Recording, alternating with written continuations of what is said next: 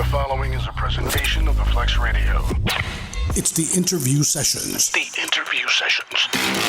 In conjunction with the Flex Radio.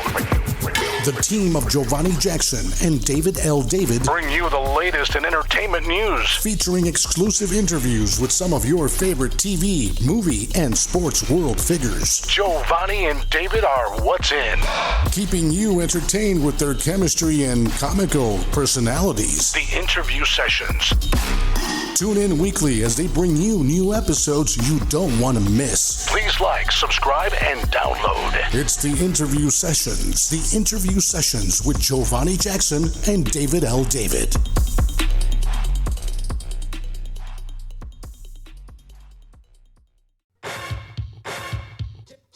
Full force.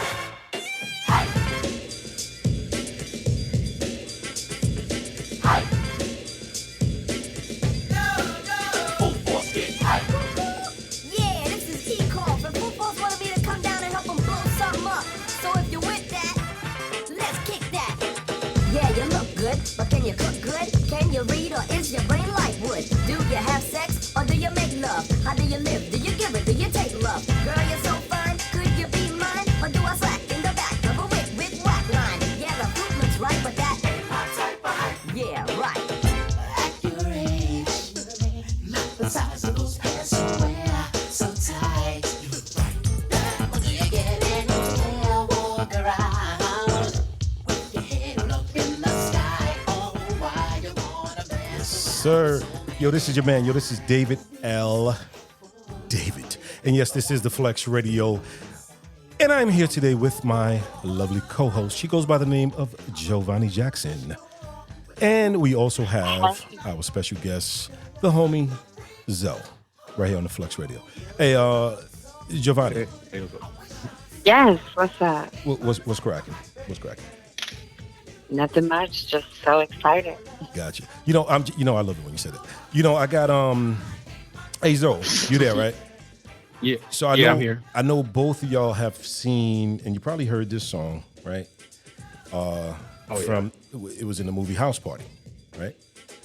So That's I had to right. call my homie up, my big bro, and be like, "Listen, man, we need you on the show, man. Come on." So we did just that, and he did just that. So today we are joined with my man's from Brooklyn. He lives, somewhere else now, trying to live that retired life somewhere. But he's from Brooklyn, just like me. And he goes by the name of Bowlegged Lou. Lou, what up, man? Hey, what's going on, man? How y'all feeling? Good, man. We are good. Good. Good. No complaints. No complaints. Living it up out here in Sparta, aka Georgia. Yep, doing the best. The we mean can. streets of Georgia. The mean streets of Noonan, Georgia. Yeah, they ain't got no sidewalks, but yeah, we live in the mean streets of Georgia. Yep. So but Zoe's out there. Zoe's in Las Vegas. Living it up, Yeah, I'm frying out his here eggs. cooking. Yeah, frying his eggs on the street, Right. on the sidewalk. Literally. Right. Right. Yeah. So what's going on, Lou? How's things, man? Oh man, everything's all good, man. Everything's chilling, and it's good, man. It's all positive, Good. Okay. Um, I know Giovanni had like a gazillion and two questions. So we're gonna have Giovanni kick it off. The queen of the flex. So, Bowlegged Lou, what it do? Hey, they're fine. No, but you know what I wanted to ask you? Like, I know that you've done a lot of things. I wanted to kind of like talk to you about like how you met Lisa, and of course the movie that you were in. But like, what I really wanted to know is, how did you even get your start in music? In music, period. Basically, me and my two brothers, Paul Anthony and B Fine, the same two brothers in House Party. Same with the three of us that was the bullies in House Party. We're blood brothers.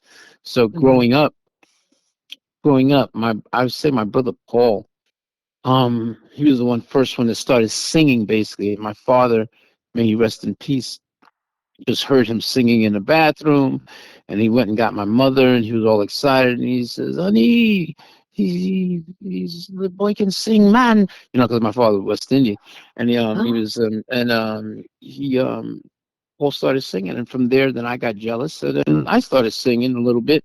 And I'm like, I want to sing too, Dad. He put us together, and then my brother B Fine, who didn't really want to do anything but play toys, but my father forced him, and before you know it, the three of us were singing. The three young guys. Because we started out so young, and he made us sing together and everything like that. And then my uncle Cito is the one that turned us into like a group. He bought us these outfits and he put us together as a group. And there we were, the three of us as a group singing, little kids. And the name that we called ourselves at that time was the Amplifiers. That was the name of our group. And before you know it, man, we were just singing on the streets for money and all of this stuff. Just singing. My father's the one that taught us harmonies and stuff like that. And we got like our first early start actually performing at the amateur show at Harlem's Apollo Theater. And Okay. yeah, we so what they had there, a lot of times people will look at the TV show Showtime at the Apollo, and they'll think that that amateur show, the way they do it and the way the audience clap their approval for who's the best, they think that's where the Apollo started the old amateur show. But the Apollo used to have amateur time every Wednesday, like starting in the 50s, and you would always have that contest, that show. And the three of us got on there, and we did this song called Cloud Nine, which was originally done by the Temptations back in the day. And the three Mhm. of us did Cloud Nine, and before you know it, we won first prize at the Apollo Theater. And you had to win 4 weeks in a row. If you win first place 4 weeks in a row, you get to go on their professional show. And the Apollo Theater had everybody from Stevie Wonder to Marvin Gaye to so many people performing on the professional show.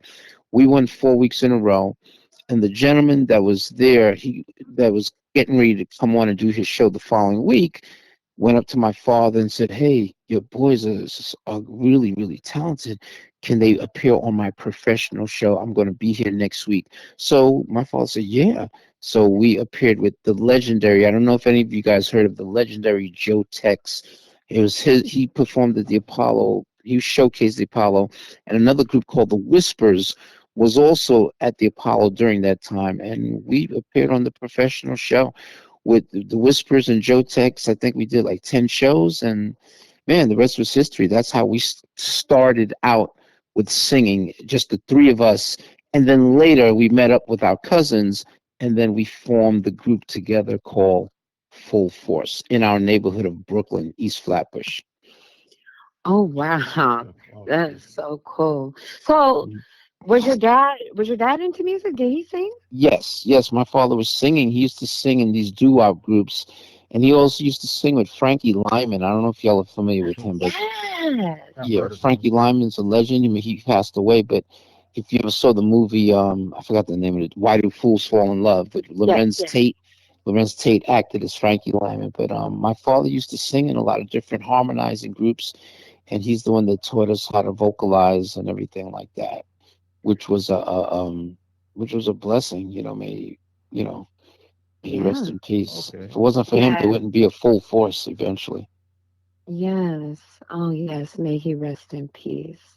Wow. Hmm. That's so dope. And so okay, so from the music, when did you like transition or when did you incorporate like acting? Was it the house party that was the first movie?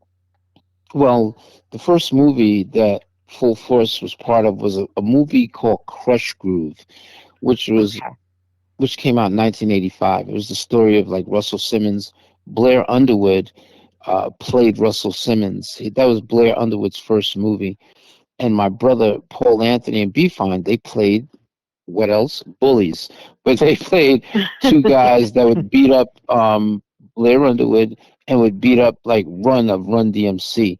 And they only had two scenes, but their parts was really magnified because my brother, especially my brother Paul Anthony, he used to wear ripped T-shirts and Hmm. Hmm. exposing his physical fitness and everything like that. Something that no R&B group ever did. And then all of us started doing that as Full Force. So before the movie was the full force. We got out together with our three cousins, Baby Jerry, Shy Shine, Kurt, and my brothers Paul Anthony and B Fine, and I'm Bowlegged Lou.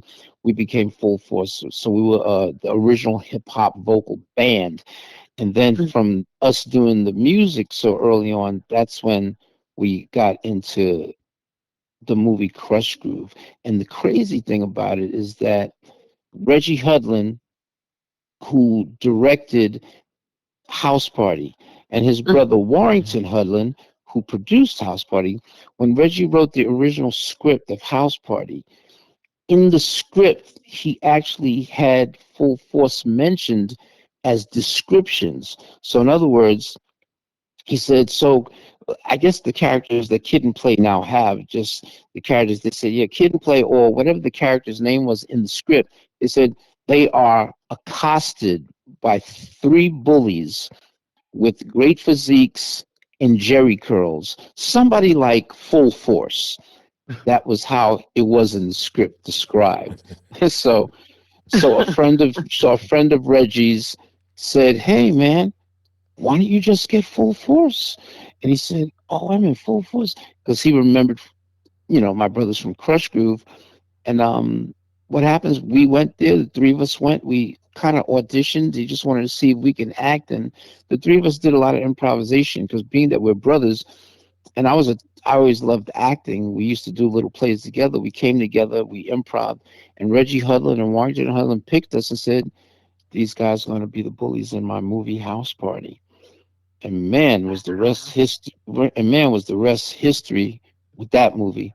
And that Oh my movie is God. that, and that's 34 years late. This year we celebrate 34 years of House Party, and still I'll get stopped in the street, and they always want to hear me say, "I'm gonna kick your fucking ass." They always want to hear that. So I've been doing that for 34 years. But that's a line in the movie that I created, and yeah, man, House Party was a great thing because all of us Yeah. got together, us, Kid and Play, Martin Lawrence, Tisha Campbell, and everybody weren't known at the time, and we just was there, and we did a table read for Reggie, and I remember us reading the script, and then I went back to my hotel with my brothers, and I told them, I said, "Yo, man, our parts are kind of regular. We're bullies, but we're just regular bullies with no personalities. Let me change it up some." And what I did is I changed it up. My character of Pee Wee was my brother's character, my brother B Fine, and then I said, "Let me be Pee Wee. I'm smaller than both of y'all, and I'm gonna talk like this throughout the whole movie." And then my brother's like, "What are you gonna talk like that for?" And I just created that character, and so I told my brother, said, "Let us show the Hudlin brothers how we're gonna do this. Let's just change it up what they got. If they like it, then we go with it. If they don't like it, then we go back to the regular corny bullies with no personalities." Anyway, I made up, "I'm gonna kick your fucking ass," and I made up, I smell pussy," because we used to say that I used to say that in the studio anyway. And then we did it in front of the Hudlin brothers, Warrington Hudlin, who produced the movie. They were so excited by the scene. He said, "Keep it." So after he said, "Keep it," every scene that you see in the movie House Party with me and my brothers, we made up. We made up. Reggie didn't write that. The three of us collaborated, and we made up those scenes for House Party. So the rest is history with that. Hey, look. Wow, Quick that question though. is so dope. What's the age difference, bro? Who's the oldest out of the three brothers? Out of y'all three? Well. I'm the oldest. I'm the oldest one, and I always tell everybody between I'm 29 or 27 Mm-hmm. or 23. So funny. It has a running meme that's been going around Mm-hmm. for years that says, they show the three of us and they say, "House Party tried to convince us that these three guys were 17-year-old high school people." Yep, I see And that. that's been, yeah, that's been on forever. And they never tried to convince. I'm like, "Well, hey man, we got left back 100 times." Right. But I'm the oldest, and then my brother Paul's like right under me, and my brother B Fine, who's like in the he's the youngest. He's like 5 years younger than us. But our chemistry in that movie was so crazy because people were surprised and how we came off on that. But that's us growing up, the three of us, and us just having great chemistry as brothers. Yeah, yeah. And that movie, That's I so mean, House cool. Party is still because I know you guys had a, you did a reunion some years back, right? With like Tisha and the rest of, or like Yeah, a they did. slumber party type of thing, right? Well, not a slumber party. What it was that Swiss Beats did a surprise birthday party for his wife, Alicia Keys, in Jersey, and it was a pajama jammy jam party because House Party 2 was called House Party 2, the Pajama Jammy Jam, which we also was part of. It was a big surprise. Everybody was dressed up in pajamas, and we was in the back, and then he introduced us. It was Funk Master Flex that introduced Full Force. We came out to perform first, and Alicia was shocked and stunned. And then we introduced, no, then during the dance break, Tisha Campbell and AJ Johnson, they both came out and they did what they did in the movie, and all dressed in pajamas. And then later we introduced Kid and Play. Then they came out and performed, and that's how our reunion had. That's the pictures from Swiss Beats and Alicia Keys' birthday party, which was, man, that's still a great memory. It's fun. Right. I bet it sounds like a whole lot of fun. That sounds fun. Hmm. Yeah. Yeah, I've never been to a pajama jam or a pajama jam, Yeah, yeah. but it sounds like super cool. I was like 10 or Actually, 11 when I came out. That first movie came out. oh, you were 10 or 11 when the I first was one like came 10 or out? 11, yeah, and that was we will always quote that movie. We thought we were bad just watch that movie because that movie it really pushed a R rating at the time.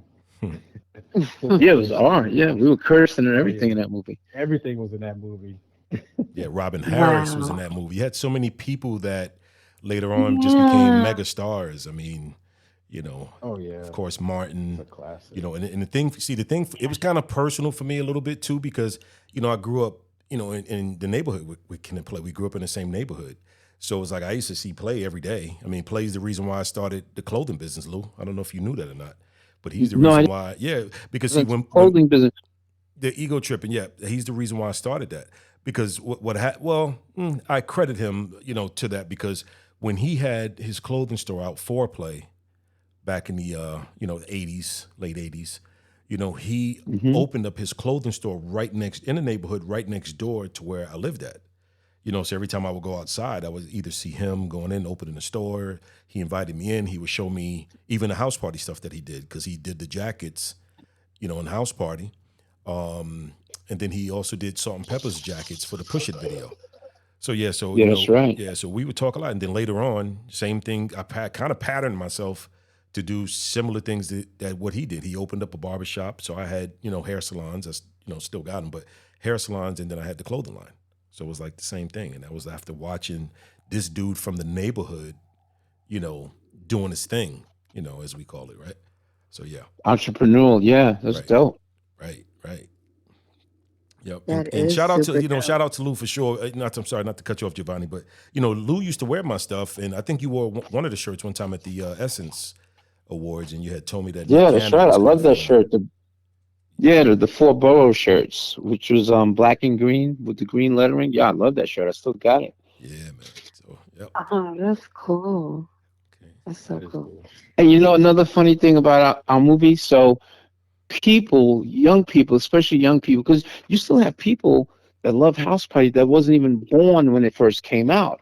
That's how much of a Yeah. class. That's how much of a classic it became, and we were shocked. Hmm. The actors and actresses of the movie because we didn't know it was going to become a big classic that it is today, and it's still a classic, and everybody loves it. And the song that was in the dance battle, which is called "Ain't My Type of Hype," that song, because people didn't even know, the young people didn't even know that, oh shit, Full Force is a group?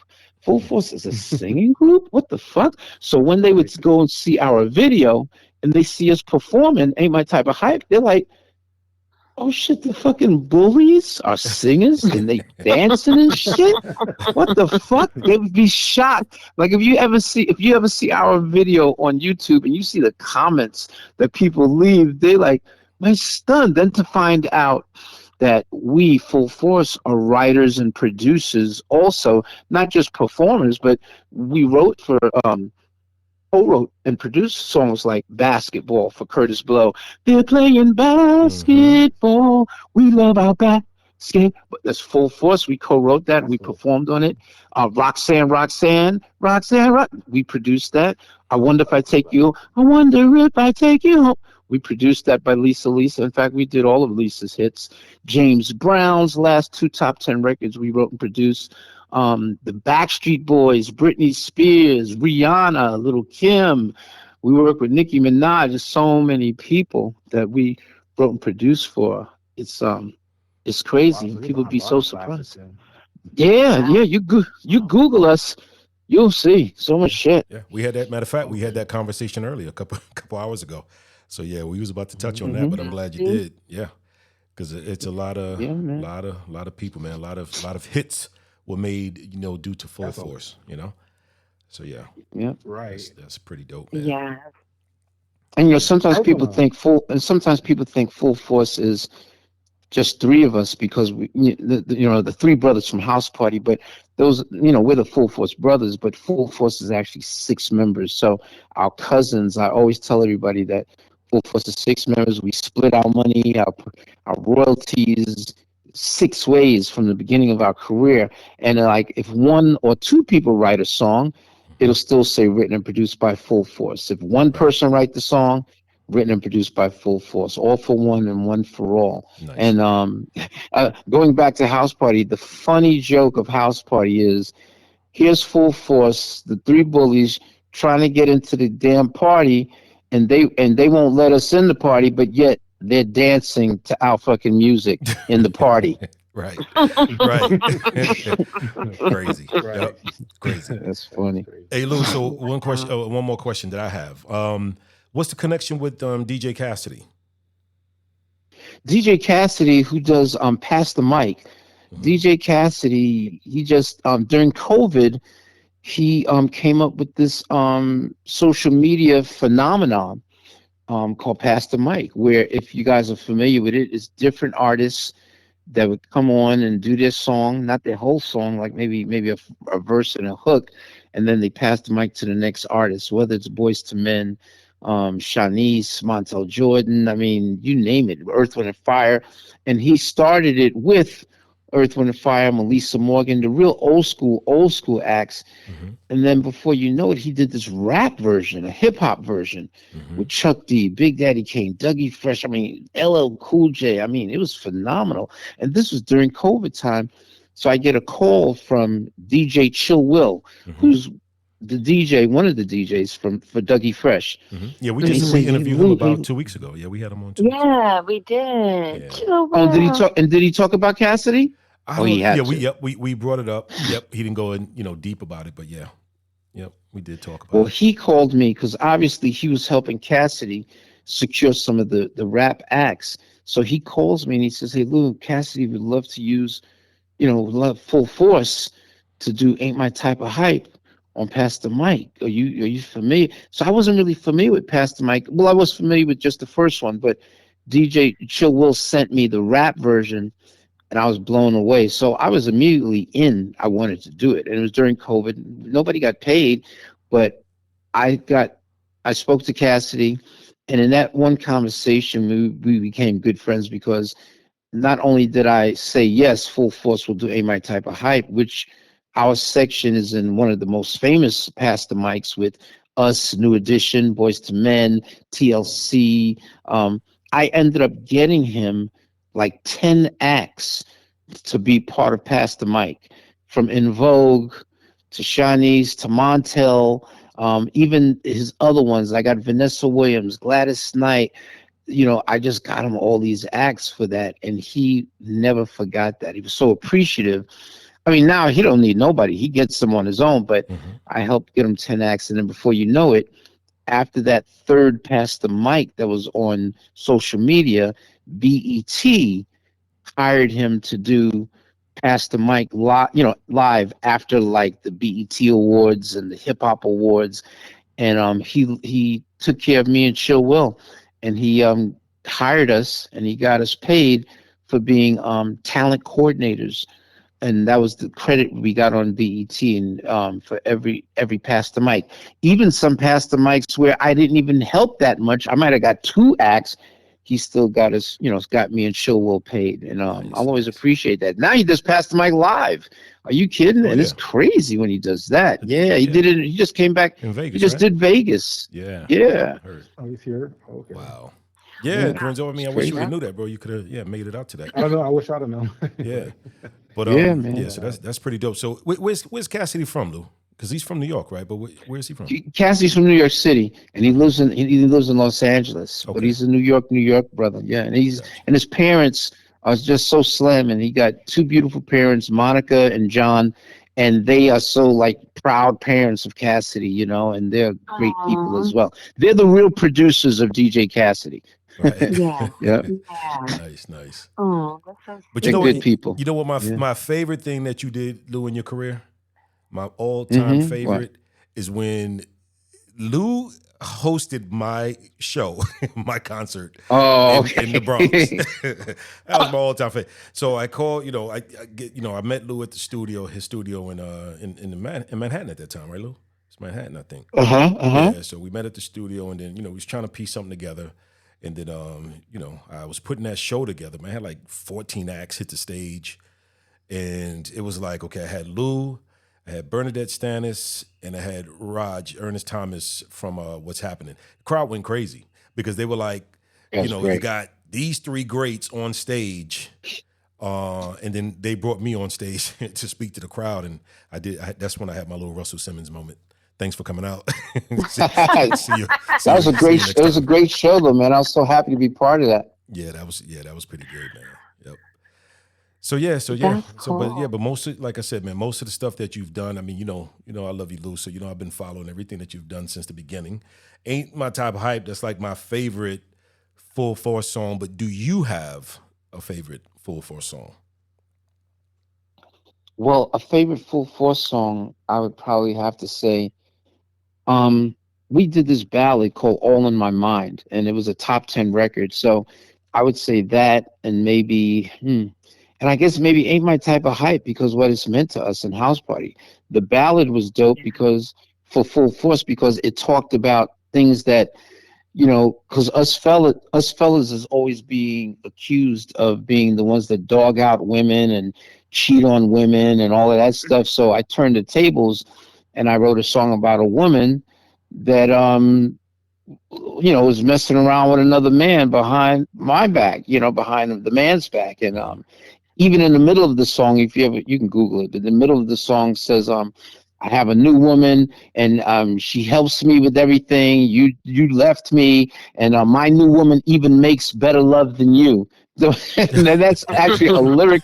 That's actually a lyric in the song, and it was a top 10 record for Full Force the group.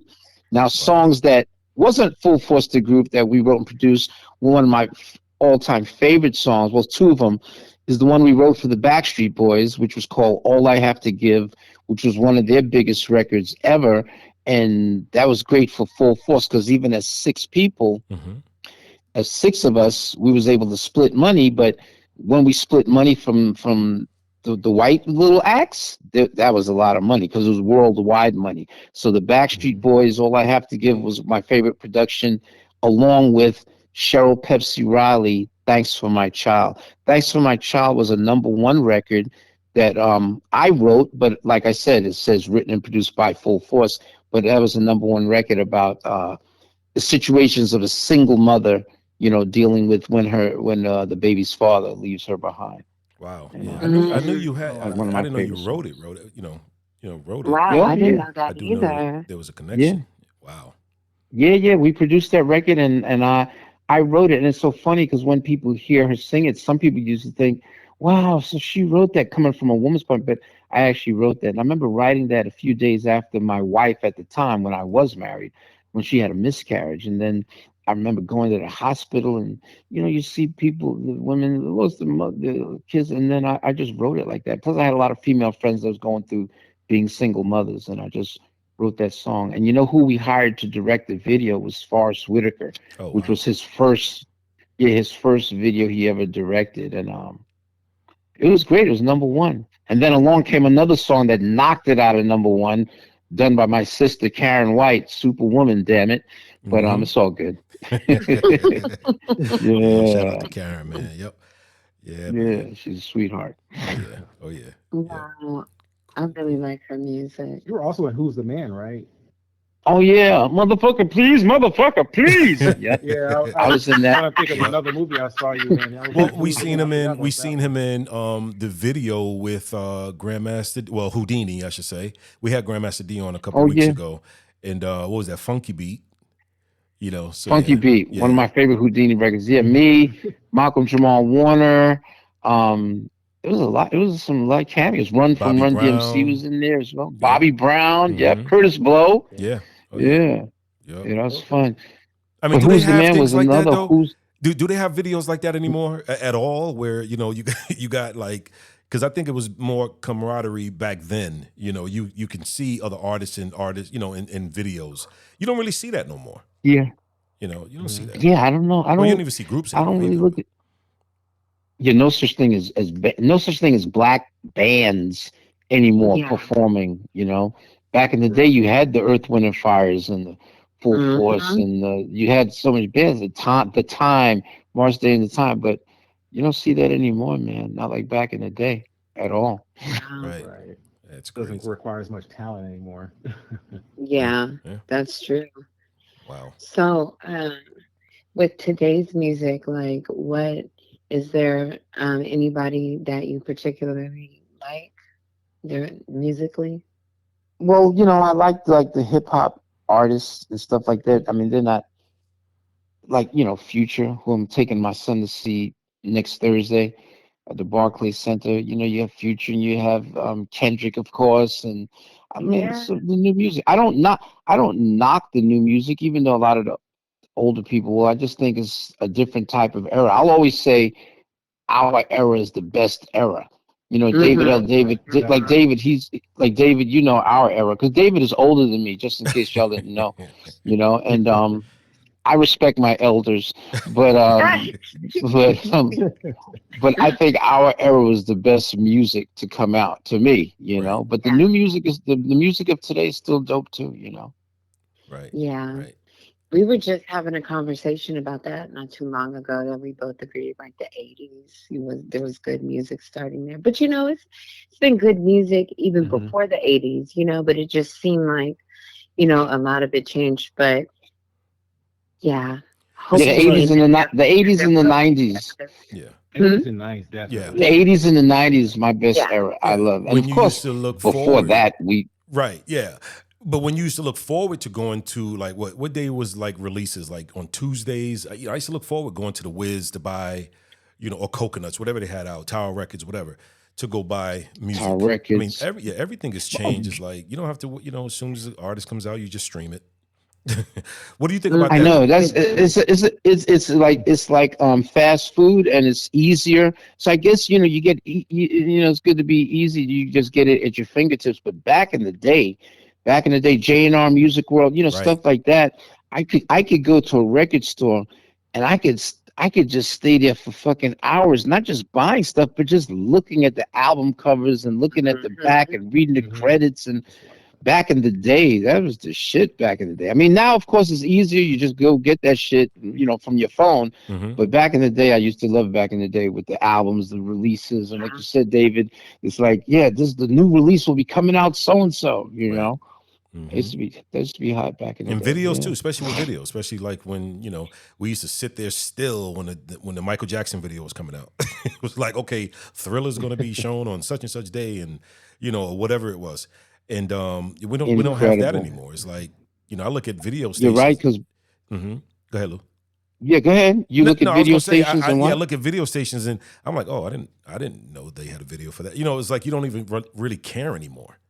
You know what I mean? You I just know now YouTube it. they don't make it like it's not really an event like it used to be back in the day. Back in the Right. day, it was an event. Whether not just Michael Jackson, even though he changed the scope Mm-hmm. of videos, especially in black music, and then after that, people followed suit. Like TLC was having incredible video, Waterfalls or Right. Missy Elliott or Busta Rhymes. Mhm. I mean, back in the day, it was crazy. And we had our black TV shows like BET Video Soul that would show the black videos, and then Right. MTV came out later with MTV, what do they call it? Raps. Rap, MTV MTV Raps or Raps. something Yeah. like Yo Yo, MTV MTV Raps. Raps. Yeah. Yeah. Mm-hmm. But I don't know if you guys remember back in the day, especially in New York and in Brooklyn, it was a video show called Video Music Box, Right. hosted by Ralph Ralph McDaniels. McDaniels. Oh yeah. Now Right. the other, now, do y'all remember that? Yeah. Oh yeah, The for sure. Giovanni and Right. I know you remember David because me and you from the same era. But does Giovanni remember that? And do you remember that, brother? Video Um, Music Box. that sounds familiar, but I don't remember that one. But we were talking about Who's the Man earlier. I remember seeing. I know Ed Lover and Dr. Dre were a host of some music Yo box. MTV Raps. That was your MTV Raps they were? That Okay, was so Yo that's where MTV it came. Raps. Oh, okay. See, David, your two co-hosts, they are embryos, and we are the elder statesmen. Right. So, but I got to tell y'all about it. There's a brother by the name of Ralph McDaniels. Actually, it was him and Lionel Martin that created Video Music Box. Both of them. Lionel Martin went on to become a great director of videos at that time. BBD, New Edition, Boys to Men. Lionel Martin used to do groundbreaking videos. Ralph McDaniels, on the other hand, hosted along with Lionel Martin, and Ralph's still doing that today. A TV show called Video Music Box, which was such a huge New York, Bronx. Just like your shirt that I still have, David. Ralph McDaniels covered the whole boroughs of New York City with Video Music Box, and he has a show on Showtime. Showtime that did a big special on Video Music Box. I forgot the name of it, but one segment in that special features Full Force, which we were so proud of. Sweet. We heard about it, and when it came out, what happened is that back in the day, the record companies like Ralph McDaniels, he used to play a lot of the rap videos, but when he wanted to get some of the higher echelon videos of like R&B groups, because he did R&B groups as well, but mostly hip hop. I remember that Full Force's video, we wasn't getting it played. It was a song called Alice, I Want You Just For Me. It was our first single. And we literally went to Ralph's fucking house, okay? And on that special, he talks about it. He said, "Hey man, there's a group in my neighborhood of Brooklyn that came to my house and they knocked on my door and they want to know, yo, Ralph, how come you ain't playing Full Force's video?" And I'm like, first of all, how the hell did y'all know where I lived? That was his thing. And he explained to us, and he says this in the documentary. He says, well, listen, your record company, which was Columbia Records at the time, which is now Sony, your record company is charging us to play your videos, and we just don't pay. We don't got that money to pay for people to play people's videos. Right. So when he told us that, and he documented this on his special, on his show, when we went to the record company ourselves and we told them, he said, yo, don't charge to play our fucking videos, and don't charge to play Lisa's videos. Don't charge to play UTFO videos, because at the time we managed UTFO from Roxanne and Lisa.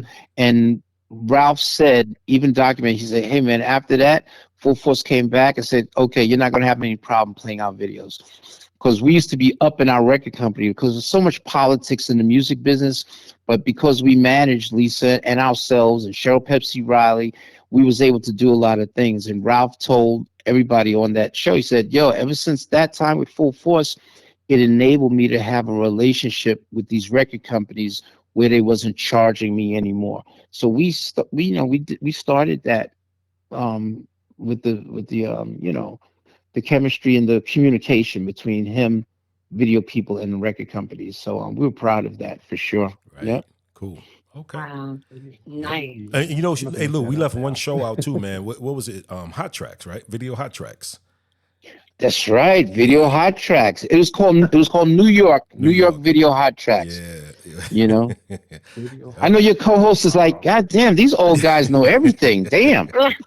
I'm actually looking it up now. I'm looking up Video Music Box. Like, what is? Yeah, yeah, Matter of fact, man, yeah. Ralph McDaniels just got awarded. I saw it on Facebook. Somebody had posted he got awarded something. I think it was last week where he just got an Yeah, award. he's always So getting awards. Even yeah, even we presented him award of appreciation one time. Yeah, nice, he's a nice. legend, Wow. legendary. Oh yeah, for sure, definitely. Wow. That's cool. Yep. That's so cool. Nice music lesson.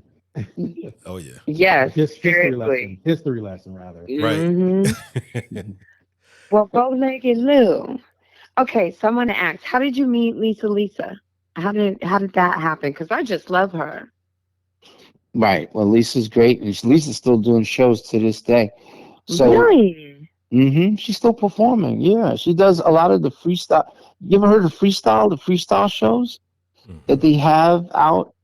They call them freestyle. That's because it's mostly like a lot of the Latina artists performing on those shows. But with Lisa, my brother B Fine, he had the concept for this song, and he along with Kurt from Full Force, they collaborated on together a song called "I Wonder If I Take You Home."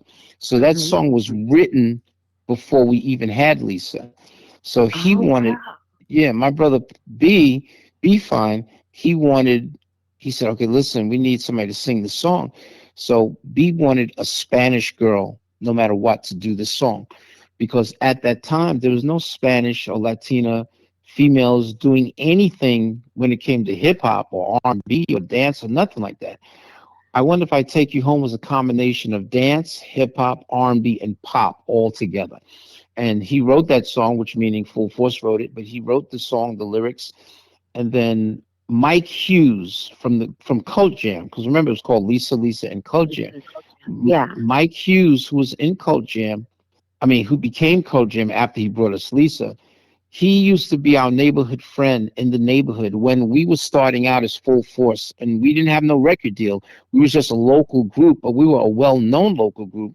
We used to put pictures and posters of us all over the fucking five boroughs, man, of New York City. We would get up in the morning and go on the train stations and have our Elmer's glue and scotch tape and shit and post shit all over the place. And even if we're advertising a show, we would do that. And Mike Hughes used to come with us just to help us circulate our name in the neighborhood.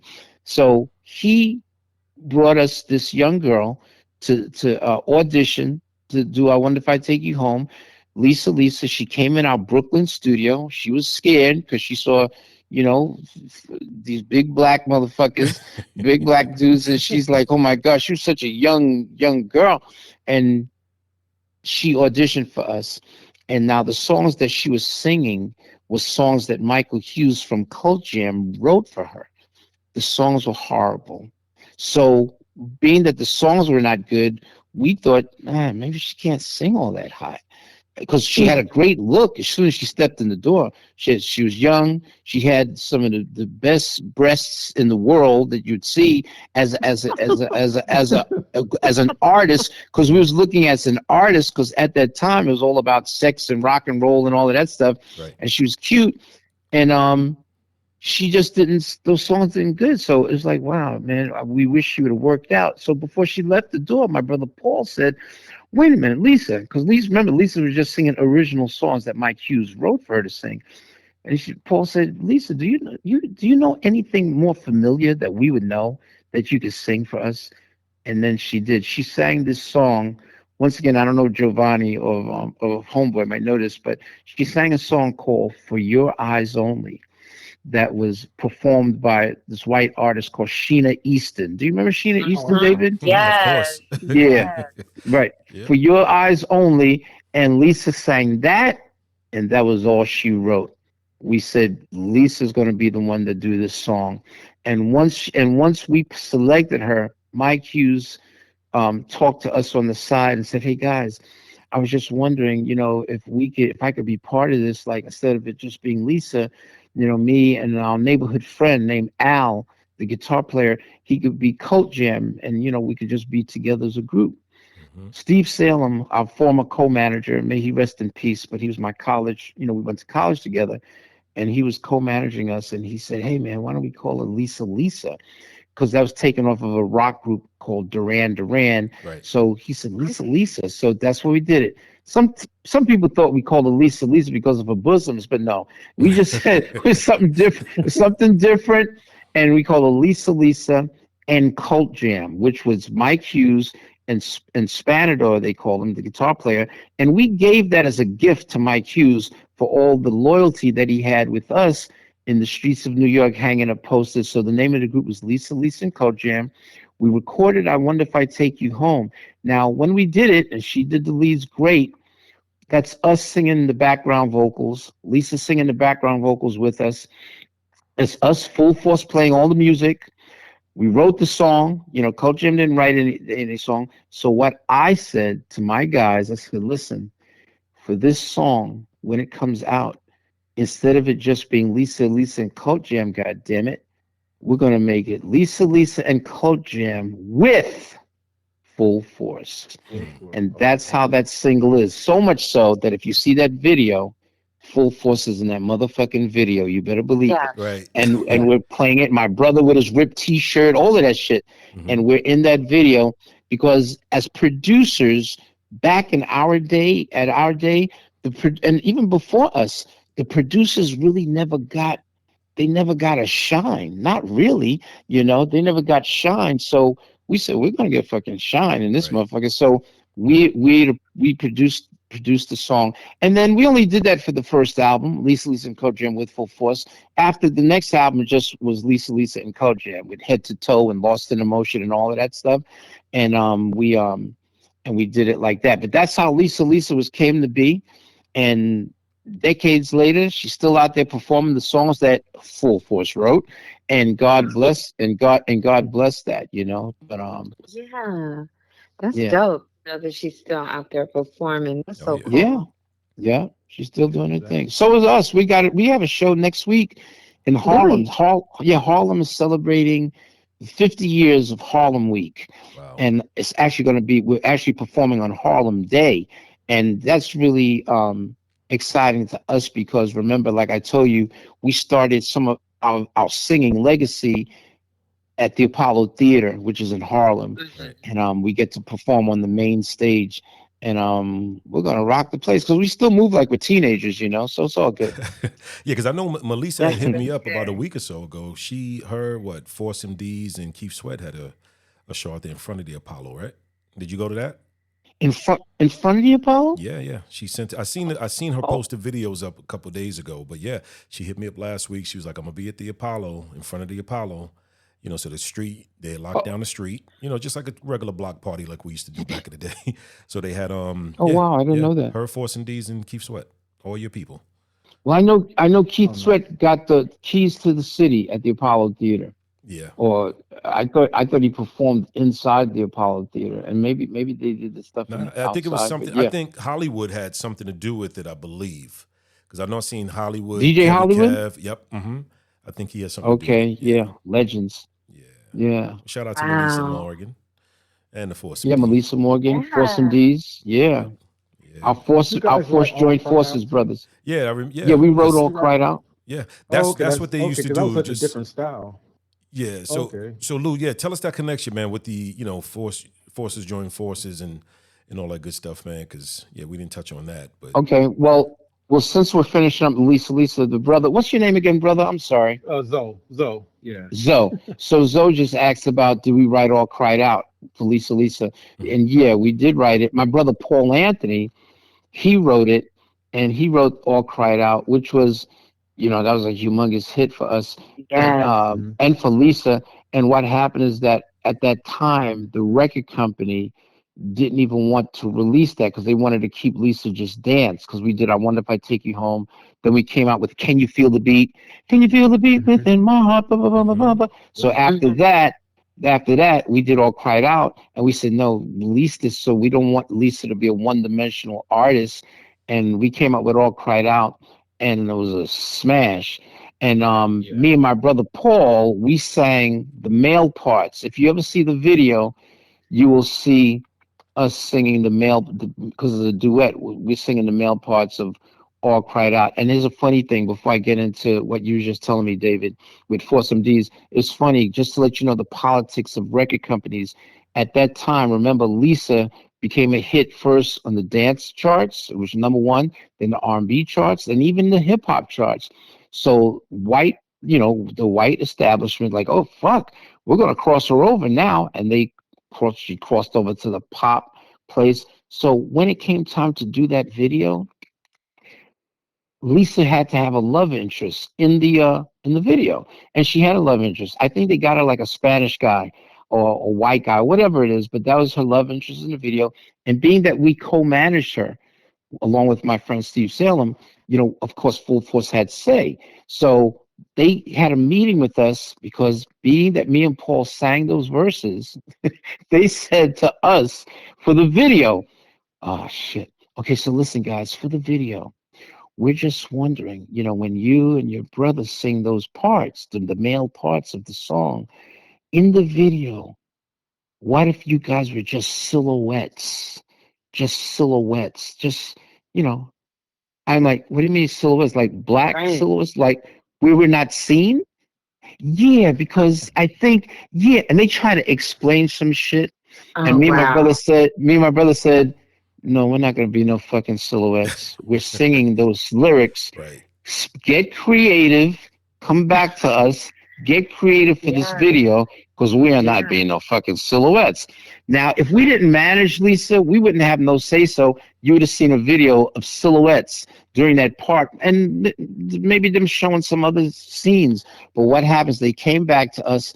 And if you look at that video today, All Cried Out, you will see they came up with a great creative part, which has, when I sing my part, you have the white guy, Lisa's lover, thinking what I'm singing. And then when Paul sings his part, you see him thinking what Paul is singing, but you see our fucking faces in the video. Yeah. So it's dope. And with All Cried Out, 10 years later after that release, we get a phone call from Corey Rooney, who is a producer and he's a great guy. And he called me and my brother, and he had on the phone, he said, yo, guys, I want y'all to hear this. Mariah just did it. Listen to it. And we're listening to Mariah Carey singing motherfucking All Cried Out on the phone. Wow. Immediately, being that we wrote the song, we're like, oh shit, Paul, we're going to be richer. We're going to be richer. Mariah Carey? What the fuck? And we're listening to Mariah Carey sing All Cried Out. So then when we finished, we said, yo, Corey, she sounds great. Is that going to be on her new album? He said, oh, no, no, no. She's just doing a reference vocal for her girl group that's going to do it. And we're like, girl group? What girl group? Oh, she's going to come out with a girl group by the name of Allure. Ooh. They're going to do All Cried Out, and they're doing it as a duet with 112. So Oh, we wow. got excited more again. The girl group was a new girl group. We heard of 112. They redid All Cried Out, and it was a worldwide smash all over again. And that was great for us because we wrote it, so the publishing money still came to full force. But Mariah produced it along with Corey Rooney. The first time I met the girls was at their album release party, and I told them how proud Full Force was of them giving our song the justice that it did. And yeah, the rest was history. And just to go real quick, my brother Paul, he got the idea to even write that song because a friend of his named Pam Smith, she was a good friend of his. She would always cry and have men problems, and she would cry to my brother, Paul, I'm just tired of this guy. He's messing over me, Paul. I don't know how to, Paul, I'm just all cried out. And Paul said, wait a minute, what did you say? Well, Paul, I'm all cried out. And the rest was motherfucking history. Paul wrote the Wow. lyrics. Paul wrote the lyrics to All Cried Out, which to me is some of the best written lyrics to me in R&B music, pop music. The traffic was so noisy. I could not, I mean, come on, I hear you cry. That was a monumental smash. It So, was so different from the other ones. Giovanni, I need you to cry about something so I can write a song. Let me write a song. Oh, I have no problem with that. I'm a crybaby. yeah, that's funny. I was So, so transition to David's question about the Force MDs. The Force MDs, we through our career, because they came out a year before Full Force, and people always got us confused. The names that always mixed up. Sometimes they would tell the Force MDs, "Man, we loved you guys in House Party," or or you guys did the song with Lisa, or they come to us, "Oh man, Full Force, I love when you guys did Tender Love," and we never did Tender Love. It was Force MDs. But I became big fans of theirs before we never even had our record deal. But I always loved Foursome D's. They were the ones that I would have to credit. Foursome D's, which was back in the day, it was I think I want to say 5 members, or was it 4? But it was TCD. It's TCD. May he rest in peace. He was the leader of the group. Then you had Jesse D. May he rest in peace. Then you had Mercury, may he rest in peace, and you had Trisco, may he rest in peace, and then you have the last original living member of the Foursome D's, Stevie D, who is now continuing the Foursome D's legacy along with their older brother Khalil and their nephew Zaim. So they're still performing as the Foursome D's. But yeah, man, we love them. We even sometimes we haven't done it in a while, but we would perform together as the Forces join forces. So anytime we do a show together, we would come on and do our thing first. Then we would introduce the Foursome D's. They do their thing. Then we, Full Force and the Foursome D's, would come together on stage, and we would do this huge tribute to the Temptations on stage together. And it was incredible, So we love the Foursome D's. I credit Foursome D's for being the first hip hop doo-wop group to combine R&B and hip hop, because before the Foursome D's, with them singing the ballads, they were rappers. They went by the name of the Foursome C's, Right. and they were rappers. They were rappers in the streets of New York and the streets of Staten Island. They used to perform on the ferry and all the time, and that's how they got their claim. That's how they got their claim to fame. Hey, And then Lou, they transitioned into a singing group. Quick question, Lou. While you were growing up, how many times you been to Staten Island? When I was growing up, me, Yeah. I've been as Full Force. I've been to Staten Island quite a number of times. I'm And talking we about take even the before, ferry and everything. yeah, before that. Because the funny thing is, see, Staten Island's a place, and I usually tell people, it's like, okay, pretty much one way in, one way out. Like you can go through to get to Jersey. But nobody really, from the other boroughs really hung out in Staten Island. It was Hung like, oh out man, there. you No. meet a girl, oh, she lives in Staten Island? Oh, nah. It was 2 places. It was either Far Rockaway or Staten Island. We're not going. Yo, David said, you meet a girl? Oh, she's from Staten Island? Nah, that's it. Yeah. Right. Fuck that. Yep. I guess I lose out. Yeah, because I was telling Giovanni the other day too. It's like, even to get into Staten Island and back, the toll is like right now it's ridiculous.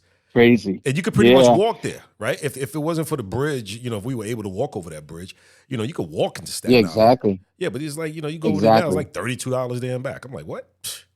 Yeah. Yeah. I remember Kango Kid when he used to go to Staten Island, you take the bus and the train and the ferry, and there you are on Staten Island, when Kango Kid. Yeah, it was And just Kango Kid from UTFO, may he rest in peace. May he rest I think in peace, tomorrow's his birthday in heaven. Wow. And we remember Kango Kid from UTFO. I still grieve him today. You know him, David. You met him, of course. Yep. Great guy. Yep. Matter of fact, we were supposed to hang out. I was telling Giovanni earlier about that too. Like, I had just got, because Kang had said, yo, Dave, man, when you get an event, you know a show, let me know. So I would call him, man. I would call him and call him, yo, Kang, man, yo, why I'm hitting you up. You're not responding back, bro. What's up? I got something for you. And then, that's when he told me, my bad, bro. You know what I'm saying? I got this, and I was like, man, wow. He was dealing with that, yeah. Yeah. Then I mean, like next to no time, he was gone, man. It was like fast. Yeah. Crazy, man. Yep. Was he portraying that movie on Netflix? I'm trying to remember. Who, Kango? Roxanne. Yeah, No. was he in there? Well, the name of the movie was called Roxanne, but Kango, he wasn't in it. Actually, it was a movie. It was a movie done on the life story of Roxanne Shante, who came out after Roxanne, our song with UTFO, because that was my brother B Fine's concept, was the Roxanne thing, and after they came out. Then Roxanne Shante came out with Roxanne Revenge, and then after that it was 25 answer back Right. records: Roxanne's Baby, Roxanne's Grandfather, and then we even came out with the real Roxanne. And Right. so it was crazy Mhm. back in those days. Yeah, Okay. That yeah. was an interesting movie. It was so much I didn't know because I mean I was so young back then. But just looking, going back to learn his history is pretty interesting. Yeah, and it was about Shantae. It was Roxanne Shantae's life story. And the only problem I had with that movie, and you're right, it was on Netflix. The only problem I had was the title of the movie. Like, why call it Roxanne Roxanne if you're Roxanne Shantae? Just call it the story of Roxanne Shantae, or call it Roxanne's Revenge, because Roxanne Right. Roxanne was a song that UTFO made famous first. It was a smash first, but Okay. and then UTFO got mentioned, I think maybe once in her movie, but I just thought naming it Roxanne Roxanne I wasn't a fan of that, Right. you know. Right. Oh, I see. But it's all good. We're still friends and everything like that. But that's just my opinion, you know. Yeah. Hey, If Lou, I when's just the kind last of time you hook been you over with to the the mixtape? You title. ever been over to the mixtape lately or the comedy show? Or no. I was there maybe I don't know, maybe a few months ago, Oh, and okay. it's still vibrant, man. It's still dope. I think Milk D was, the mixtape comedy show is a show that David's talking about that's hosted by Royale Watkins, and he Mhm. he does a comedy show there every month. I think on a Sunday, Third and Sunday. he brings a lot of comics there. And sometimes you'd be surprised comics have been there, from Kevin Hart to Chris Rock. They would try out stuff, George Wallace, and it's phenomenal and funny. And then you'd always have a musical guest at the end. And Milk D was there when I went there. Milk is Okay. chilling, top billing, da, da, da. Yeah, Um, and he performed there. Wow. Yeah, and Lou, man, I got one more. Got another question. I guess I got a million questions. So I know that there was a connection between your son and Nicki Minaj, right? Was it some type of connection Yes. before she became like Nicki Minaj? Right. I call it Nikki before the Minaj. Right. So her birth name is Onika Mirage. And actually, a friend of mine is named Neil Grant. We went to school together. He was telling me about this girl. He said, "Yo, Lou, man, my friend name is Boz. He had a friend named Boz. In the basement, he used to work with this girl and like other rappers. And my friend Neil said, Yo, you gotta listen to this girl. Nicki Mirage is her name. She's dope, man." So I went over to the basement studio. Nikki wasn't there at the time, but they let me hear her voice and everything rapping. I was like, "Yo, she's dope." And I knew my son, Lou Star, was looking for a female rapper to go with. He was putting together a group which had Safari, who used to be married to Nikki, and this guy named Seven Up, because Safari used to be my son's, Lou Star's best friend. And what happened is that Nikki met me because she heard I was looking for her, so she came over to my house to meet me for the first time in Brooklyn, and I met Nikki, and she was cute and everything like that. She still is cute, of course, to this day. But she did a whole thing for me. She not only rapped, which she sounded incredible, but she sang to me too, which blew me away. She sang me a gospel song, and then she started talking in all her English dialects and everything like that because she's a dope actress. And I said, okay, she's dope. And I hooked it up for her to meet with my son. And when my son met with her, the rest was history. They connected right away. Being that Safari was a good friend of Lou, Safari was automatically in the group, even though Nikki and Seven Up thought Safari was corny. Safari still was in the group of the Hood Stars. That's the name they went by. You could Google it, the Hood Stars. And Nikki really stood out in that group, and she was dope. And what happened though with that group, we took full force. We had them in the studio, and they did so much different recordings, and we took them to various record companies, and we just couldn't get them a deal. So then we worked with Nikki solo, and she did a lot of dope shit.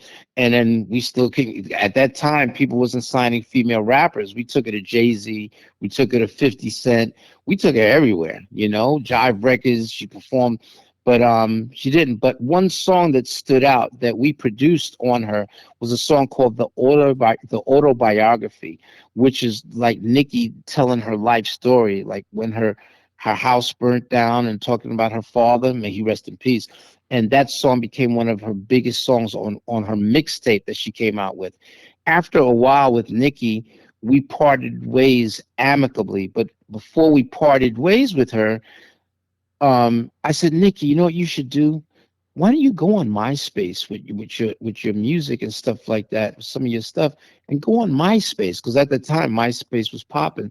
So that's what she did. She did her songs on MySpace, and then a guy by the name of Fendi, who used to do this thing called the Come Up DVD, he he said, "Wow, let me grab her." He's the one that changed her name from Nicki Mirage to Nicki Minaj. Nicki hated it at the time. She just hated it, but he stuck it and he put her on DVDs. The smart thing he did though was that he had two promos. He had Lil Wayne do a video promo on the Come Up DVD. He just said, "Hey, this is Lil Wayne, and I'm hanging out with my boy Fendi from the Come Up DVD." So that was one promo. Right in the between of that, they did a video of Nicki doing one of her songs, and then after that video, another Lil Wayne promo. So Lil Wayne, his boys, was able to see that, and they're like, "Wait a minute, who's this girl?" And then what happened is that after Nicki left Fendi, Nicki was managed by this woman named Debbie Antony, and after getting managed by Debbie Antony, then Nicki went with Lil Wayne and Cash Money, and the rest is history. And we're still proud of Nicki. She did the damn thing. And in the video that I'm gonna send you, it talks about full forces coming up and it shows our history and everything like that. And it talks Right. about Nicki. Nicki's actually on the Funk Master Flex show talking to my son on the phone because she wants to prove to the world that Safari never wrote raps for her, which he never did.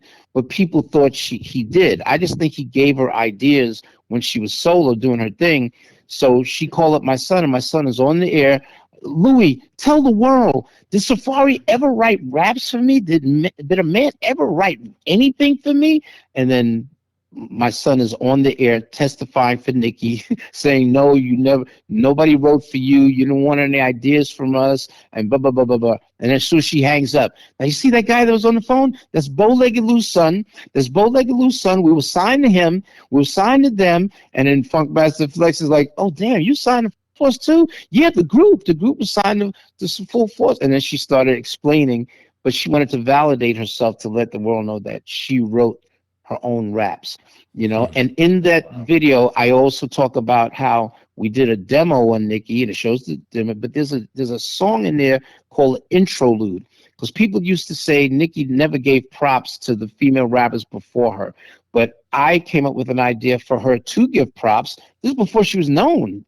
And in it, I think I did a piece where she's giving props to Salt and Pepper, Missy Elliott, Roxanne Shante, Brat, all of that stuff. You'll hear it when I send you that link. Make sure you listen to it. But we helped to give the groundwork for Nicki, and we're proud of her. So she even made a great, fantastic donation to my foundation called Hope with a Vision, because I got this disease that leads to blindness called retinitis pigmentosa, but I still stay on the straight and narrow with my treatments, and so far so good. I'm stable right now. I don't have no peripheral vision, but I got central vision. It's like looking through a damn telescope, but I'm still looking. Right. So that's a great thing. We also was proud to be, we were the last American producers to work with the late great Selena. It's so funny because Selena, I never even heard of her when we started to work with her. What happens is that I went to EMI Records, a record company, and I saw a video of Selena on there, but she was singing in Spanish because that's all she sang was in Spanish. She was a Spanish artist. She sang in Spanish, and she looked so fine, but she was talented at the same time. So I told the executive there, I said, "Listen, who is she? Who is she?" And then she explained to me. She said, "Oh no, well, Her name is Selena. She's a Spanish artist. I said, yo, can Full Force work with her? I don't care if we even have to produce Spanish songs. I don't care. And she said, well, I'll tell you what, we're getting ready to do an all English speaking album with Selena. I'm gonna hook you up with her brother, whose name is Abraham Jr., and y'all Yeah. take it from there. And that's what we did. I hooked Wow. up with Abraham. Abraham said, wow, Full Force, because they used to perform songs that we wrote. I don't know if y'all ever heard of Samantha Fox, but Right. we Yeah. we wrote and produced songs for Samantha Fox like Naughty Girls Need Love Too and I Want to Have Some Fun. And Selena used to perform those songs as an unknown artist. So when we got together with Selena, who has a great sense of humor, we did two songs on her. We did a Spanish song called Tecno Cumbia. Then we did the song called Missing My Baby. And it's crazy because when we was working with her and she had to come back to our studio to finish the background vocals.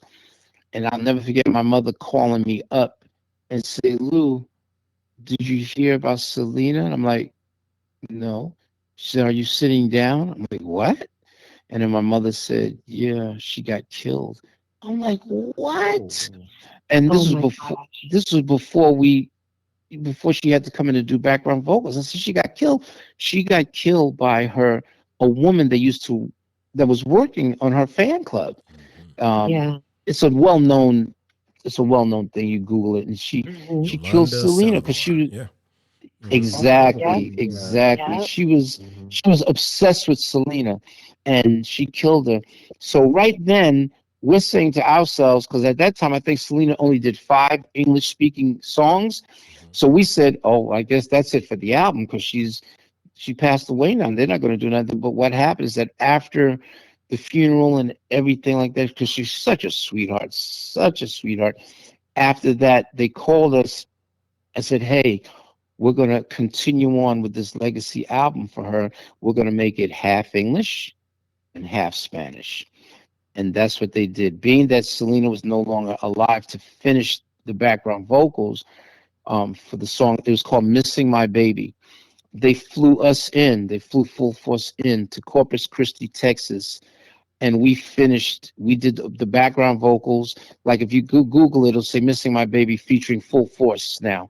And we did the background vocals. So as we're there in the studio by ourselves doing the song and the background vocals, then the family comes in. I remember she's been passed away for like maybe 3 weeks. And even outside her studio compound, there's still candles and signs because she was so loved. Man, they loved her, and we still see all of that. So after we finished the recording, you hear her voice coming through the speakers, but we all know that she's dead.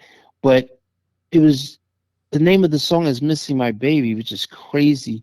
The father and the family came in to hear the final product of that song, and as they're listening to it, oh man, everybody's crying just listening to it. And then when it's finished, and our background vocals is all throughout there, and when it's done, the father, Selena's father, stands up and starts applauding for us, starts clapping. And then the rest of the family is standing up as well, and they're all clapping. And it was such an emotional moment, man. And Wow. I'll never forget it. But that album went on to be her biggest selling album ever, and we were part of that. And like a lot of times, people would go, "Damn, y'all did that too? That's us. We're the king. Full Force is the kings of. Damn, I didn't know y'all did that. Wait a minute, y'all did that too? We're the kings of that." but it's but it's all good. It's all good. It's all good. Yep. Hey Lou, so let me ask you this, man. Wow. So yeah, that's it. Yeah, great story, man. I didn't know that. Yeah, So let me ask you, man, yeah. how's the family, man? Because I know there was a couple of health scares, and Yeah, yeah. Family's fine. Health scares is, I think, did I tell you the story about Paul with the cancer situation I and know the, some of it. I don't um, really, don't really know yeah, much. my brother Paul, he had mantle cell lymphoma, cancer, and when he was fighting for his life, he needed, um, 6 million stem cells to survive. I was his match, his blood match, because me and my brother B Fine, we had to test. And I remember B saying, "Yeah, Lou, I think I'm going to match with Paul because we look more alike." I said, "B, I don't care who matches, just as long as one of us match." And he wasn't a match, but I was. And I matched my brother with the stem cell thing. And when my brother Paul was really fighting for his life with cancer, and it just didn't look good, we had to go and do the stem cell transplant right away. I had to prepare. So every day for 2 weeks, I would inject myself with the injection of Neupogen shots, which is to harvest the stem cells to get ready to go into my brother, to hopefully help him survive. So doctors told me, now listen, we're letting you know, Lou, we're letting you know that you can die as well. You can bleed to death. Your spleen could get ruptured. Things could happen to you also if you go through with this. Do you still want to go through with this? I said, of course. That's my brother. Why wouldn't I want to? I didn't care. I would die for my family. And he said, you'd be surprised. I said, wait a minute. Are you telling me that you've had other family members that after you tell them that something could happen to them, then they back out? Yep. I said, wait a minute. They back out even though they would know that their loved one would die. I said, yep. I'm like, wow. And listen, I don't judge, but that's to each their own. I'm like, I wasn't backing out, and I did my thing. And then they said, now listen, if you don't give your brother 6 million stem cells, we're gonna take a catheter to your chest and try to draw out as much as we can till we hit that number, 6 million, because that's what he needs. So Wow. man, so guess what? We didn't have to do none of that shit. Why? I ended up giving my brother 9 million stem cells. So Wow. he had more than enough. And right now sometimes I call him bow-legged Paul because he has my immune system in his body, and it helped save his life. So I was a conduit from God to help save my brother's life, That's which I'm amazing. Wow. happy about. Amen. And so the crazy thing about it, that I have this eye disease called retinitis pigmentosa. It leads to blindness, but I still stay positive and hopeful.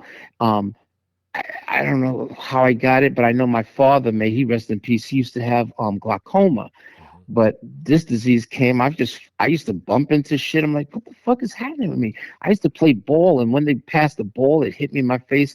I'm like, what's going on? So a friend of mine named Sean Wright, took me to this eye facility, and that's when they diagnosed me with the disease. And it's like tunnel vision. I have friends that has the same disease. I don't know, David, if you know David Pick Conley.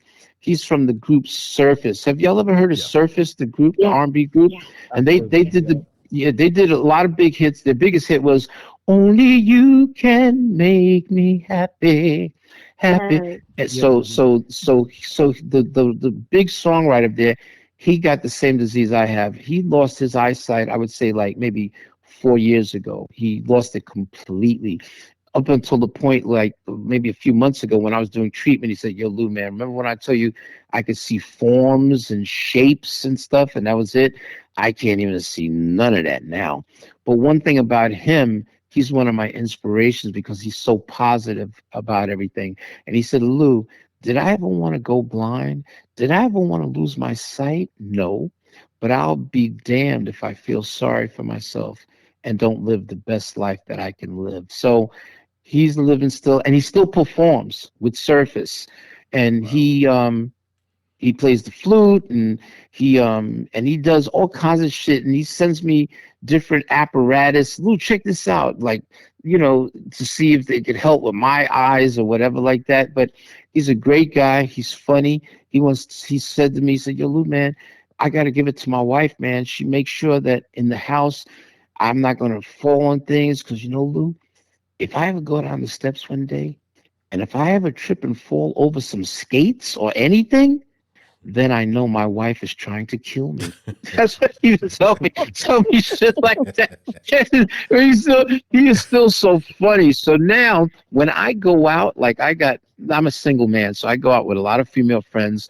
They become my seeing eye humans. So sometimes I'll need them to hold my hand just to guide me, and I'm walking to make sure not to bump into this side. And at night, night darkness is terrible for me, but I'm still pushing and still doing my treatments. I do not just the medical treatments, but the alternative treatments like acupuncture and my the oxygen chamber. I do the kitchen sink just to keep my sight, even though I don't have no peripheral vision, to keep my central sight Right. popping.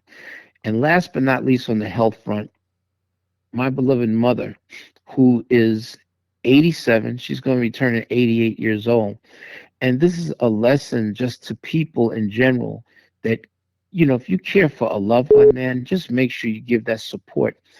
I have so much respect now for caregivers after being the primary caregiver for my mom for the past 8 years. She's everything to me and to us. She's the one that started our Full Force office. She started our Full Force fan club. She was there with my other cousin's parents, who mother was passed away, but she's our everything. And my two brothers were all there together for her. My mother, um, she has moderate dementia, but she still remembers because I remember making her a birthday video with over 115 birthday shout outs on the video. Friends, family, and celebrities like Vivica Fox and Lunell and Blair Underwood, people that know my mother. And I didn't know, I did it when she was 81. She's 87 now. So I didn't know that I would still be using that video years later, for 2 years now, to play for her once or twice a week to keep her mind elevated with memory and of family and friends. So we look at that every week. One time she looked at that shit like 20 times in a row because she just wanted to look at it. Wow. And it's a great thing. But the crazy thing is that a week before last Christmas, with 2024, it was in 2023, the week before Christmas, we almost lost my mother.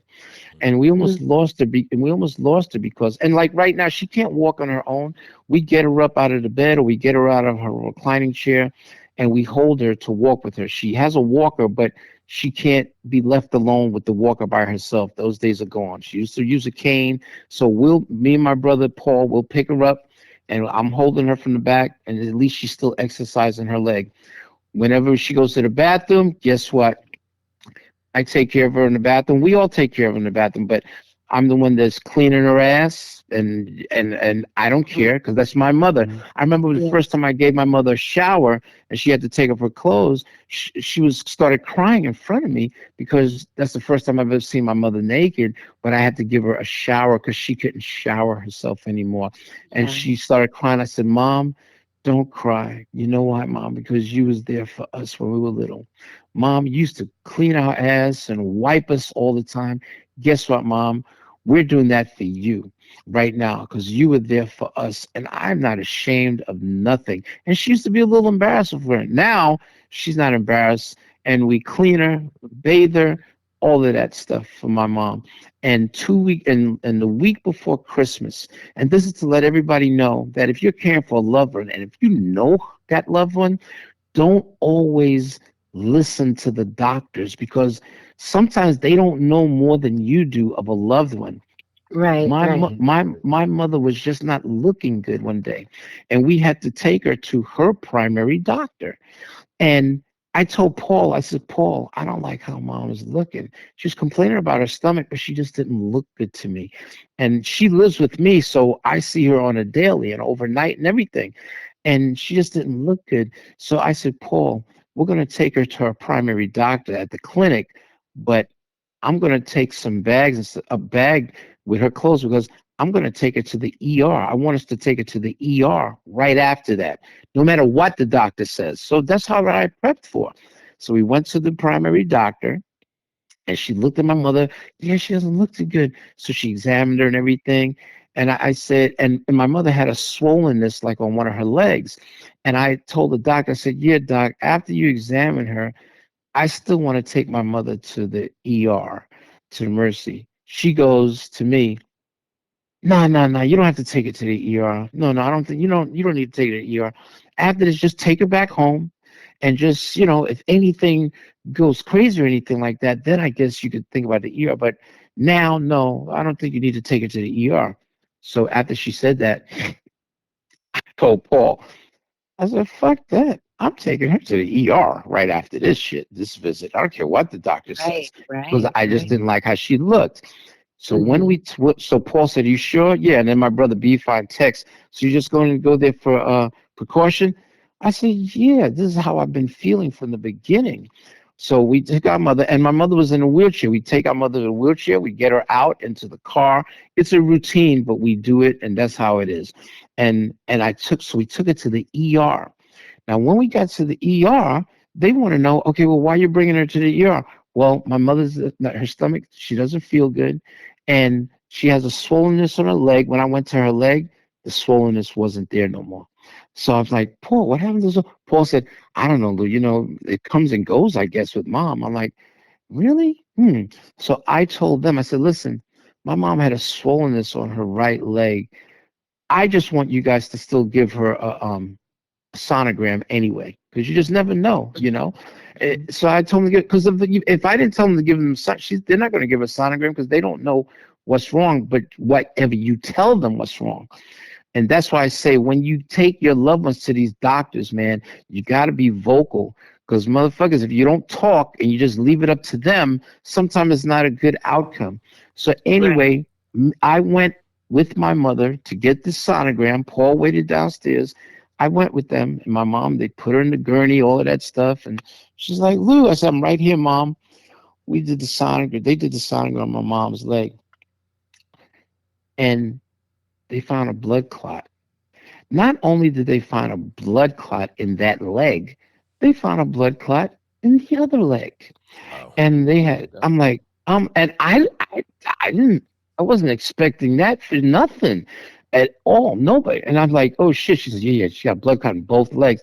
I'm like, oh, whoa, whoa. So wait a minute. So now they got to ramp up to do some shit. In a matter of 2 fucking minutes or 3 minutes, the blood clot went to my mother's lungs.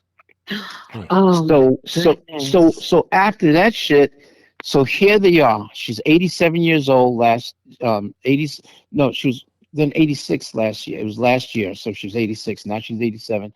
So we went, and the doctor's like, okay, we got to prepare. So it just didn't look good. So the doctor come to me and start saying, okay, listen, if there's a do not resuscitate or resuscitate, what do you want to do? If it's do not resuscitate, I was like, wait, wait, wait. So we had our friend Roy. He was on the other line. He's an anesthesiologist. I always keep him on the line to talk to these doctors for me. Because when the doctors know you got another doctor, then the respect level is better. So what Right. happened is that they said, so if your mother do not resuscitate, I told Roy, I said, well, listen, we're gonna if I kept saying if it comes to that, you resuscitate. If it comes to that, you resuscitate. Okay, but I just want you to know, you never know. The outcome could be like her quality of life might not be good. She might be a vegetable. I looked at this motherfucking doctor in his face and said, "Yo, by any means necessary, you resuscitate. We'll deal with that other shit you're talking about after the fact." And that's if, I keep saying that's if you even have to do that. So what happened is that my mother had to go into the operation room. And so the doctor gets on the phone. Let him talk to Roy. And then Roy comes back to me and my brother, because after I told them to not resuscitate, they said, okay, I'm going to make some calls. And said, yeah, you just do what you got to do. And they saw my face. So when Roy got on the phone, my brother Bfon was on the other phone, and Roy is telling me, because after talking to this doctor, he says, so listen, guys, I just want you to know your mother's not going to make it. She's not going to make it. This doesn't, because she has an embolism. I forgot the medical term, but it doesn't look good. After talking to the doctor, she's 86. She's not going to make it. So I just want to prep you, that this is it. She's not going to do it because she's not going to come out of it. And guess what I did? I didn't even ask her many questions. I just hung up on the motherfucker because I didn't want to hear that. I hung up. Mhm. I went to Paul. Paul was there with me already, and I said, "Yeah, Paul, we're gonna hope for the best, and we're just gonna keep praying for Mom that she's gonna come out of this." I didn't want to hear all that shit Roy's telling me. And guess what? My mother, they did the whole medical shit, and my mother came out of it. She beat it, Wow. and she survived that whole thing. And when I called Roy back and told him and how she said, "Wow, you helped to save your mother's life."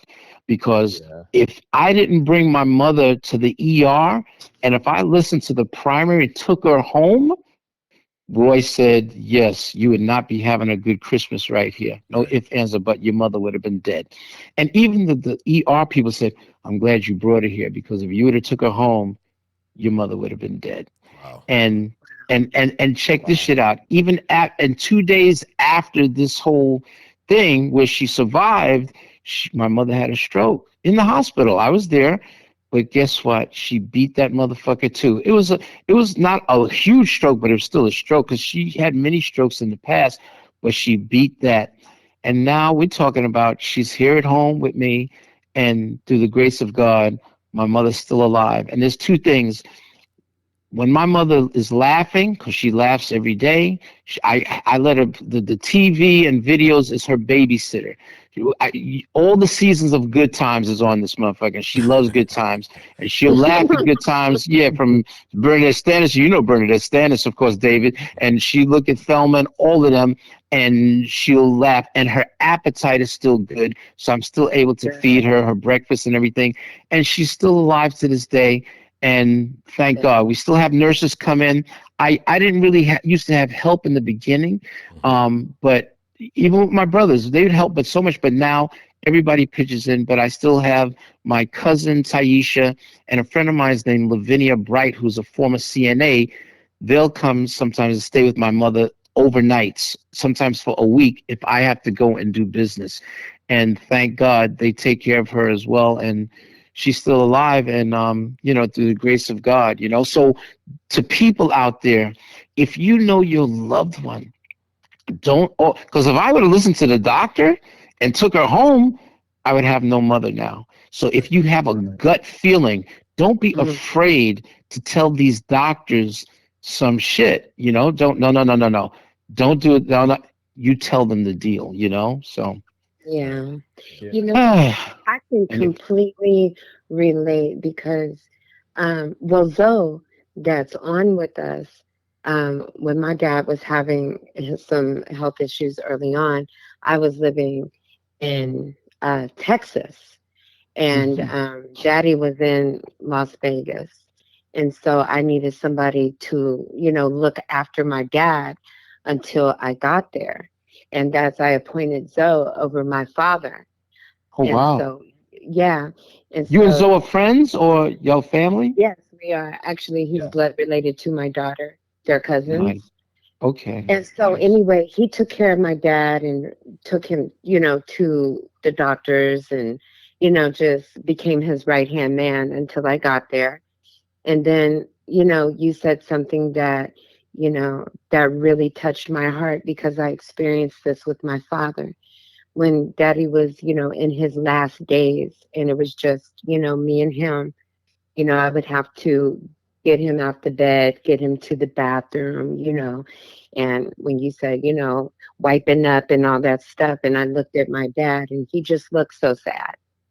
Like, because, Joe Jackson is just the epitome of strength and all these And different things. and independency. And Yeah. when people like a Joe Jackson or my mom, when they feel they're losing that independence, like you said, they'll really be looking at you really sad because they're not Yeah. used to that. So. Yeah.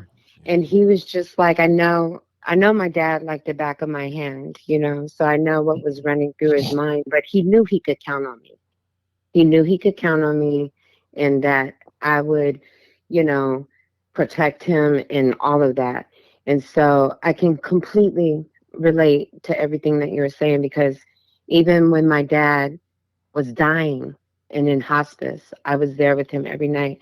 My bed was like right next to his, and I would lay a certain way where I could just open my eyes and see. And, at that point, he had become like my baby. If I left him to let other family, be with him, I felt like I had left my baby behind and I had to get back to my baby. And so, I was the one that was there when daddy took his last breath. I saw it. I felt it, so your story with your mother, it really touches me deep within my heart because I can relate to it completely. And this is how we earn our wings, because it says in all the holy books that we have to honor our our parents, our mother and father, and you've earned your wings, baby, with your mom. That is so wonderful. I'm so glad that she's there with you and that you have this time with her. You know what I mean? And for me, like what I went through with my dad, even though it was devastating and traumatizing, but I was so glad that I could be there for him in that way. You know what I mean? That he wasn't alone. So yeah. And you know, with Right. what you say, Giovanni, I have to give it up to you because, like I said, I have so much more respect for caregivers after becoming one because a lot of times, sometimes caregivers they don't have the support system that they should get even from family members, and I hear all the stories, you know what I mean, not in my case, but in people's cases they don't always have that support system, or sometimes you might kind of like some people might want to give up to the point of like, oh, well, whatever. I mean, I can never give up like that. So I give you kudos also for being the caregiver you are. And I give it up to you too, Zoe, for being a caregiver to help in a friend in need as a support system because that's what we need, we Definitely. need more of that, So I commend you. Yeah. I commend you also, bro. They gave him so much medication. It was scary. I hear is Joe Jackson, right? in Yes. in my care. So I was just being very diligent. I even made a list of all the. I got on a computer. I made a chart of all the medication that they gave him, just to Wow. keep up when he's supposed to take it. And he's a little bit hard headed at the time, but he got it through. How old was he? How old was Basically he when he How old was he when he passed? 89. He would have been Okay. 90 the very next month. And I can tell you something interesting about that too. Wait a minute. So, Before you do that, wait. Before you do that, Joe, I'm sorry. I cut you off. So what were you saying about the medication and stuff? I'm sorry. okay, so yeah, they gave him so much medication. I mean, it was for just diabetes, high blood pressure, just all kinds of stuff. And he was even upset with all the medication because he was trying to figure out the more holistic route to help his Right. situation. And we Hmm. just had to do, follow the doctor's orders for now. But I had to make a chart with all the different medications. I had to communicate that with Giovanni, but I also made sure to communicate with Catherine and Reedy, the other parts of the family, just so they'll have something, and then Of they can figure course. out themselves on how they want to handle everything once I once Giovanni got back here in Vegas and took over, and then once the rest of the family, got involved somehow. But yeah, it So was you guys in Joe Jackson's last days, Giovanni and Zoe, but mostly you, Giovanni, you was like the main point person. Am I correct? yes, pretty much. And I was just so, oh my gosh, that whole experience was just crazy because dad is in hospice, you know, and then I'm realizing that July 25th, and I'm being told that he could go any day now. And I'm like sitting there talking, like, Dad, you cannot die on July 25th because that's when Michael died. And so then, July the, 25th? It was June 25th. was what June? June. June. June, yeah. Sorry, it was June 25th. And then the next day is June 26th. That's my deceased mother's birthday. So here I am again. Wow. I was like, Dad, I was like, you can't, you can't go Wow. today. This You is can't go mom's none of those birthday. days, damn it. No. Right. But you know what he did? He died the next day, the 27th. So he So hooked you up. 26, 27. Yep. Wow. He went just like that. But and I mean, literally, I felt him push himself out of his body because I feel like it comes to a point where there's a one can make a mental decision on this. Once, you know what I mean? Because like my dad, he had all his faculties. He was fine. It's his body that didn't cooperate with him. And I see. think that he had realized that, because I felt it. I felt it. And I was just like, wow, did I just feel that? But I'm glad I was able to be there for him. And I mean, it was really, really touching because he became very emotional. And, he would like random times he'd be, I love you. I love you. I love you. I said, I love you too, Daddy. Things like that. And he wasn't really big on saying that. I was like, oh my gosh. And then I remember I was like, Dad, can you open your eyes? Daddy, can you open your eyes? And he would open his eyes and look at me. And then it looked like his eyes were just like a completely different color and it was like nothing I had ever experienced before. But, it was so sad to me because me and my dad, we are really, really close, but we argued with each other a lot and then turn around and do something like go eat ice cream together or whatever. But we could really act up with one another because our energies just matched. You know what I'm saying? And so I was like, oh my God, what am I going to do if I'm not fussing with Joe Jackson? I was like, what am I going to do? I was like, oh my goodness. But Dad was like really, really tough because, okay, so everybody was like, I can't believe that you asked Joseph this. Like before he went into the hospice, I was like, Dad, are you scared? And he looked at me, he said, shit, no. I was like, okay, good, because I'm terrified, but I'm not going to be because you're not. So he was like really, really tough, like throughout it.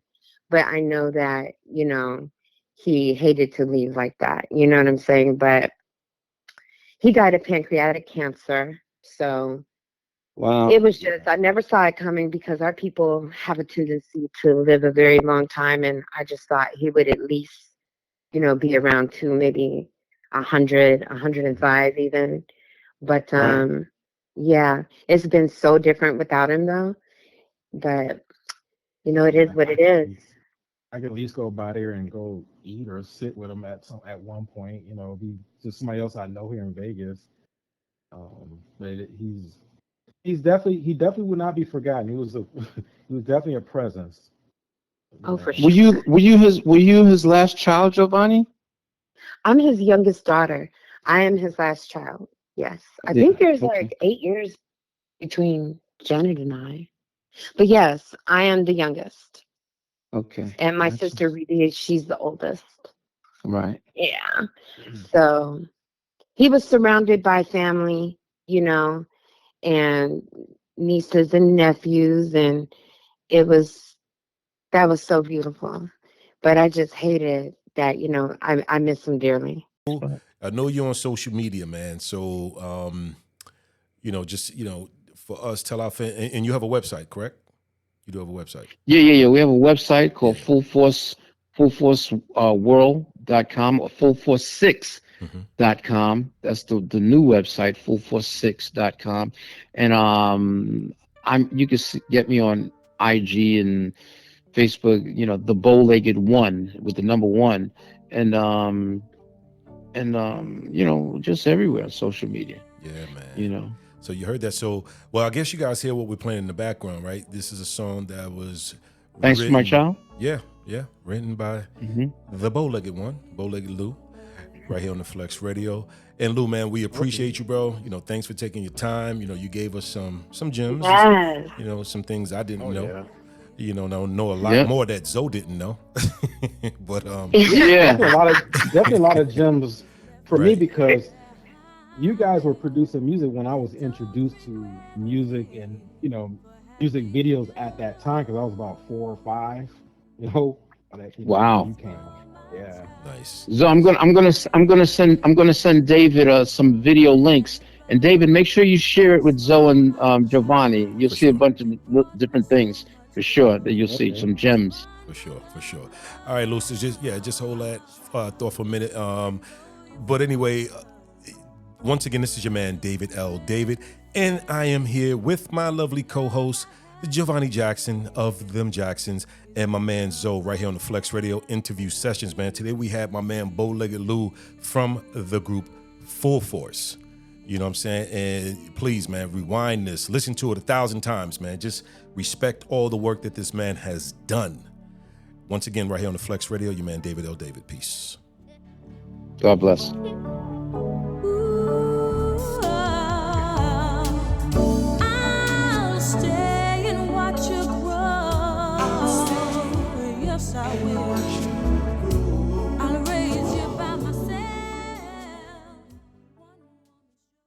What's up, y'all? This is Bowlegged Lou, Full Force, and I'm chilling with my people on the Flex Radio Show. David L. David, Zoe, and the young lady Giovanni Jackson. And we're all just kicking some freaking ass. Thanks for tuning in. Don't forget to like, subscribe, and share. Hit that follow button to be notified when new episodes are released. Choose your platform. Listen to us on Amazon Music, YouTube Podcast, Apple Podcasts, iHeartRadio, and Spotify. The interview sessions on the Flex Radio. Ranked 66 out of more than 2.5 million other podcasts. Tune in directly. Download the Flex Radio app today.